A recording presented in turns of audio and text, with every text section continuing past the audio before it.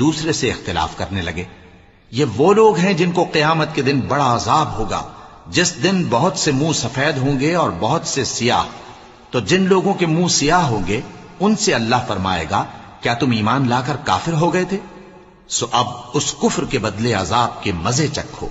اور جن لوگوں کے منہ سفید ہوں گے وہ اللہ کی رحمت کے باغوں میں ہوں گے اور ان میں ہمیشہ رہیں گے۔ یہ اللہ کی آیتیں ہیں جو ہم تم کو ٹھیک ٹھیک پڑھ کر سناتے ہیں، اور اللہ اہل عالم پر ظلم نہیں کرنا چاہتا۔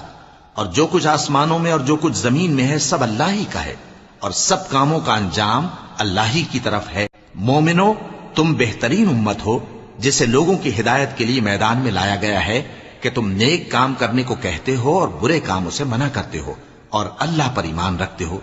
اور اگر اہل کتاب بھی ایمان لے آتے تو ان کے لیے بہت اچھا ہوتا، ان میں ایمان لانے والے بھی ہیں لیکن تھوڑے، اور